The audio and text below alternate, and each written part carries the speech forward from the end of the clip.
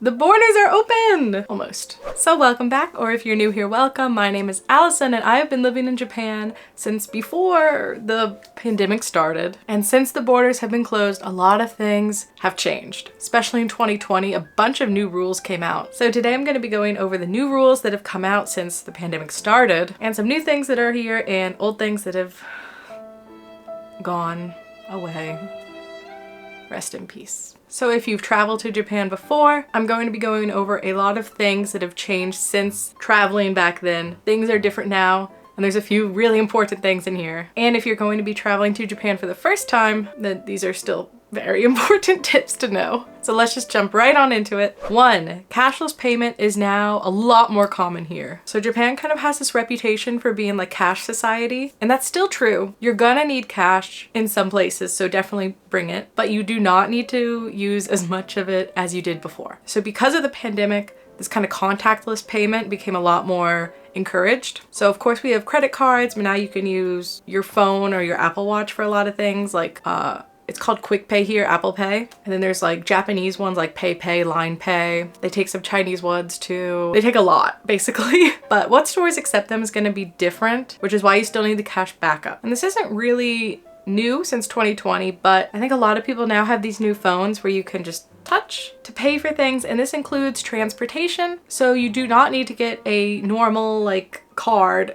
for Suica anymore. And if you haven't traveled to Japan before, a Suica is basically the transit pass. You can use Suica all over the country, almost. There's a few other brands too you can use, but I definitely recommend getting Suica on your phone if your phone supports the touch thing. It'll save you a lot of time. And you can use Suica to pay for things at like the convenience store, grocery store, and just other stores. It's great.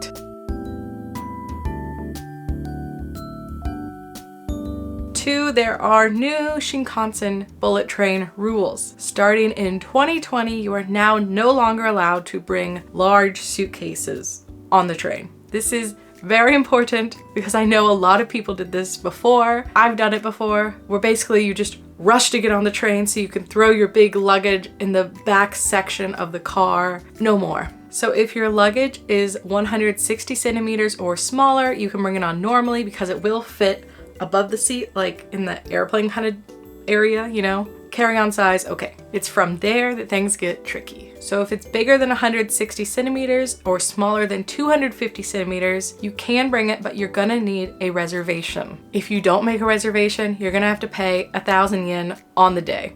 And that's only if they have space. And any luggage over 251 centimeters is not allowed on the Shinkansen at all. Honestly, I'd recommend just sending any luggage that's above carry-on size ahead with like Yamato Transport, where they can send your luggage across the country in about a day or 2.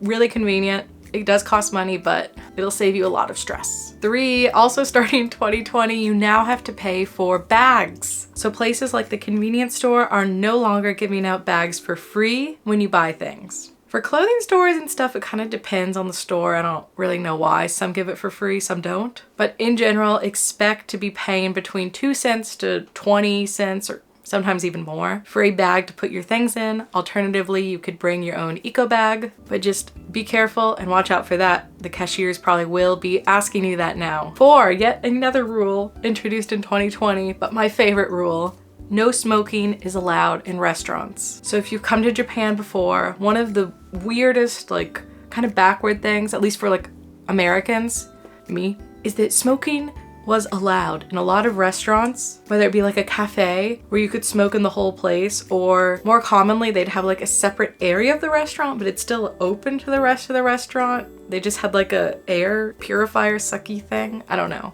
It didn't work that well, but no longer do you have to worry. Smoking is banned. There are exceptions. Smaller restaurants or like bars can decide for themselves if they allow smoking. But by small, I do mean just like under 15 seats small. And at larger restaurants, they can accommodate smokers, but now they have to be in a completely separate closed room. Very nice. It is a huge improvement from before 2020. 5, at least for now, as of this recording, COVID measures are still really in place here. Everyone wears masks. Over 98% of people here wear masks inside like restaurant stores. Outside, it's a bit more lax, so expect to wear a mask here, please. At least as of this recording, Japan has not relaxed the mask things. I'm sure that will change eventually, and if it does, great, but it's not yet. So please respect that and don't give foreigners a bad reputation here, please. In addition to that, they do temperature checks, hand sanitizer, that kind of thing. And there's like plastic barriers at restaurants. 6 areas are changing a lot. There's been a lot of redevelopment. So let's start with some of the things that have opened that I really like. One is the Shibuya Parko, which I go to in like a lot of vlogs. If you watch my channel, I'm always there because they have a Nintendo store, a Shonen Jump store, and a Pokemon Center all on the same floor. And actually the whole mall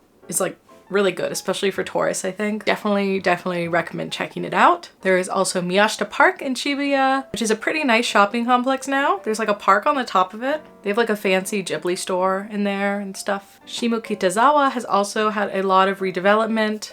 It is becoming very nice. But of course, with openings, there are closings, and one of the most iconic closings has probably been the Nakagin Capsule Tower. It is now gone. It is dismantled. That's life. Also, a lot of the big Sega arcades like in Akihabara and Ikebukuro have closed down, but honestly they've just kind of been rebranded and moved a bit, so it's not that bad. And then Tsukiji Fish Market also closed. This was before COVID, but thought I'd mention it. Also in Odaiba, they are completely redeveloping the whole island. So Venus Fort is gone. The Ferris wheel is gone. Team Lab is gone. They will be opening a new Team Lab in Central Tokyo, I believe next year. But for now, there is still Team Lab Planets, so you can still visit if you come this year or early next year. That is in Toyosu, and I really like it. Definitely recommend. Also, Harajuku's been going through a lot of redevelopment. You might have seen online that they did tear down the old station and put up a new one. There's also an IKEA there now. Among other things, they're just constantly redoing that area. I think Takeshita Street has gotten a lot worse though, but I'm definitely missing a lot of openings and closings here, but that's just some. So 7, thought I'd put this separately, theme parks. Of course, Nintendo World has opened at Universal Studios Japan. I still haven't been yet, I really want to go, but it's open, it looks amazing. And then closer to Tokyo, the Disney parks are expanding. In 2020, they opened up the Beauty and the Beast area in Disneyland, which is really lovely. I love the ride too. And early next year, they're going to be opening up a Fantasy Springs expansion at Disney Sea. Very exciting if you like Disney. And then of course, there is the famous Ghibli Park, opening near Nagoya in about a month or 2. Unfortunately, I failed getting tickets. The tickets this year are basically lottery only, or almost all of them are. You've already missed the cutoff if you haven't applied yet. I don't know when they're gonna open it up to normal like ticket buying, but when they do, that'll be very exciting because I really want to go. But if you can't go to that, the Ghibli Museum is still in Tokyo. And 8, lastly, when the border opens up from, as of now, in 2 weeks, things are not gonna immediately shoot back to pre-tourism levels, which is great, especially if you're coming relatively soon. Kyoto will probably actually be a pretty good place to walk around, which if you went there before the pandemic, you know it was a nightmare, although still kind of worth it.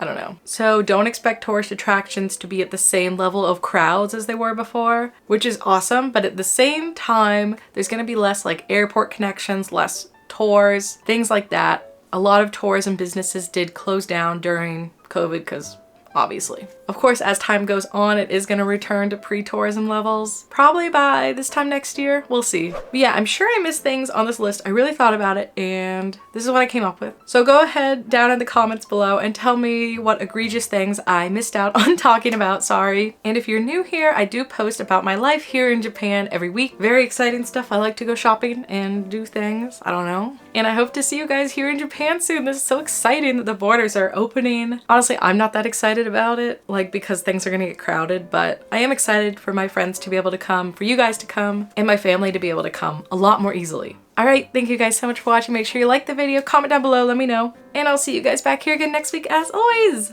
Bye!